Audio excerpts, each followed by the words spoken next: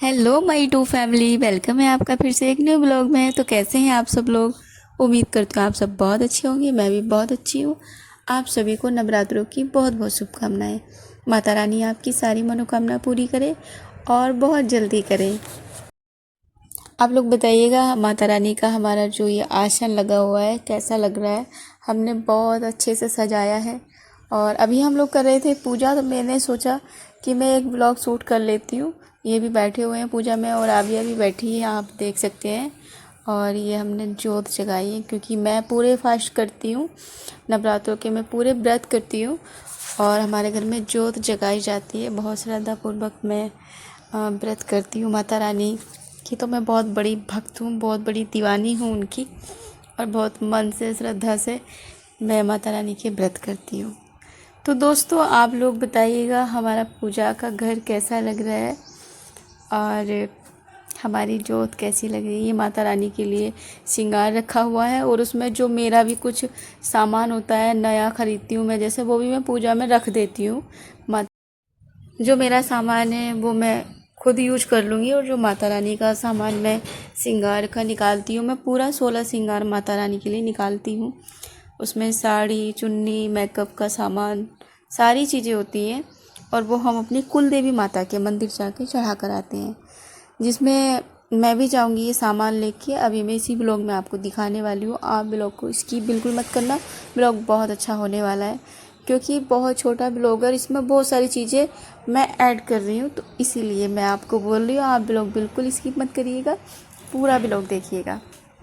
और एक बात मैं आप लोगों को और बताना चाहूँगी कि काफ़ी टाइम से मेरे ब्लॉग नहीं आ रहे थे, तो क्यों नहीं आ रहे थे ये बात भी आपको मैं बता देती हूँ।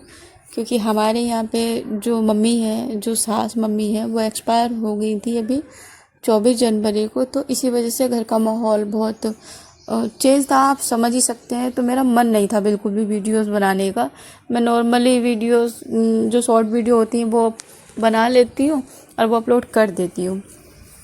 तो मैंने कोई भी ब्लॉग नहीं बनाया और जो मेरे पहले ब्लॉग थे वो भी मेरे बहुत सारे थे, वो सब मैंने डिलीट कर दिए क्योंकि मेरे पास टाइम नहीं था इसमें एडिटिंग करने के लिए और फिर मेरे फ़ोन में स्पेस भी नहीं था जो कि मैं ज़्यादा वीडियोस इसमें रख पाऊँ।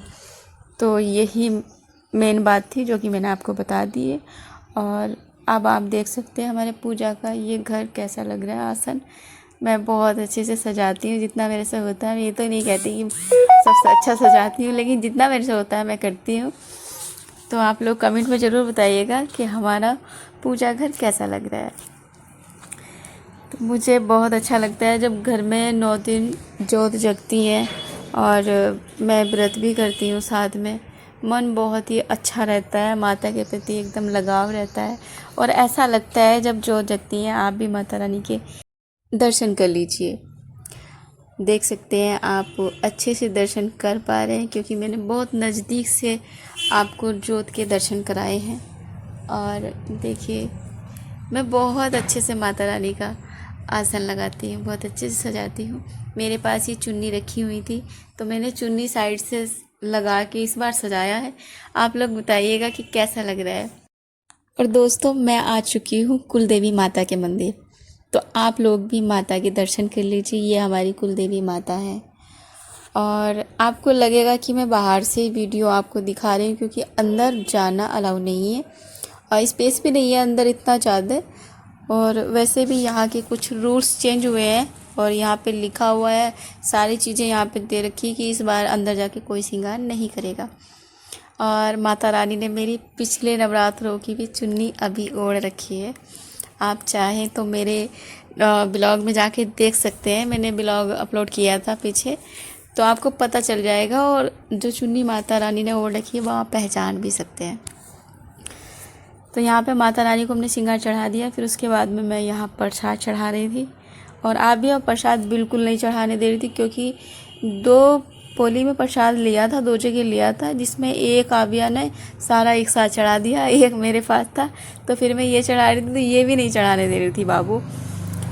और यहाँ पे काफ़ी सारी मूर्ति रखी हुई हैं तो सभी जगह प्रसाद चढ़ाया जाता है। मंदिर में जब जाते हैं तो चढ़ाना चाहिए, चाहे थोड़ा थोड़ा चढ़ाओ। तो मैं चढ़ा रही हूँ और आप लोगों को दर्शन करा रही हूँ। माता हमारे यहाँ से कुलदेवी माता का मंदिर काफ़ी दूर पड़ता है, तो इसलिए मैं नवरात्रों में किसी भी दिन जाके वहाँ पे श्रृंगार चढ़ा के और प्रसाद चढ़ा के पहले ही आ जाती हूँ, क्योंकि फिर अष्टमी पूजा होती है हमारे, तो उसका भी देखना होता है। तो उस टाइम पे फिर जाया भी नहीं जाता सुबह सुबह, क्योंकि कन्या पूजन कराते हैं तो समय नहीं मिलता है सुबह सुबह में जाने का। तो अब हम कन्या पूजन करा रहे हैं, आप देख सकते हैं। बच्चे ज़्यादा खाते तो है नहीं है, तो मैंने छोटे छोटे दोनों में ही एक एक दो पूरियाँ रख दी हैं, और बाकी जो चीज़ बच्चों को देनी है वो मैं इस तरीके से दे देती हूँ। आप देख सकते हैं, बच्चों को जो चीज़ पसंद होती है तो वही आजकल लोग देते हैं, तो मैंने भी इस बार वही दिया है। वैसे हर बार देती हूँ कुछ ना कुछ ज़रूर। तो ये तो मन की श्रद्धा होती है कि आप बच्चों को किस तरीके से कन्या पूजन कराओगे, क्या क्या खिलाओगे। वैसे तो मेन प्रसाद हलवा पूरी का ही माना जाता है, लेकिन जैसे श्रद्धा उस हिसाब से सब करते हैं, अपनी अपनी श्रद्धा होती है सबकी। तो मैंने हलवा पूरी छोले, मैंने थोड़े चावल भी बना लिए थे ऑलरेडी, और चने फ्राई किए थे मैंने, काले वाले चने। तो ये चीज़ें मैं बनाती हूँ, हमेशा यही बनाती हूँ, और मैंने इस बार भी यही बनाए हैं। टीका भी लगा दिया था, और इन्होंने पैर वगैरह छू लिए, इनके बाद फिर मैं छू लूँगी। काफ़ी सारी चीज़ें होती हैं। मुझे कई लोगों ने ये भी कहा कि तुम जोत जगाती हो, कैसे जगाती हो। कितने लोग कमेंट करते हैं तुम मिट्टी के बर्तन में जोत क्यों जगाती हो। ठीक, कोई मुझे ये बोलता है कि 2 बत्ती लगा के जोत को जगाया करो। ठीक, कोई मुझे ये भी बोलता है कि 1 बत्ती लगा के जोत नहीं जगाई जाती है। कितने लोग मुझे ये भी बोलते हैं कि तुम जो कॉटन की बत्ती बनाती हो उसकी जोत नहीं जगानी चाहिए। कुछ लोग ये भी बोलते हैं कलावे की जोत नहीं जगानी चाहिए। बहुत सारी चीज़ें होती हैं, आप समझ सकते हैं। तो पता है क्या होता है, सारी चीज़ें सब चलती चली आ रही है। मेन होता है आपके मन की श्रद्धा, आप भगवान के प्रति कितनी श्रद्धा रखते हो।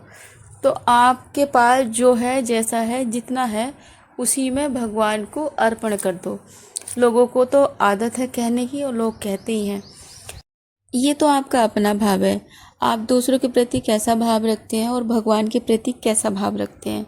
भगवान किसी दिखावे के भूखे नहीं होते, किसी की चीज़ के भूखे नहीं होते। भगवान भाव के भूखे होते हैं।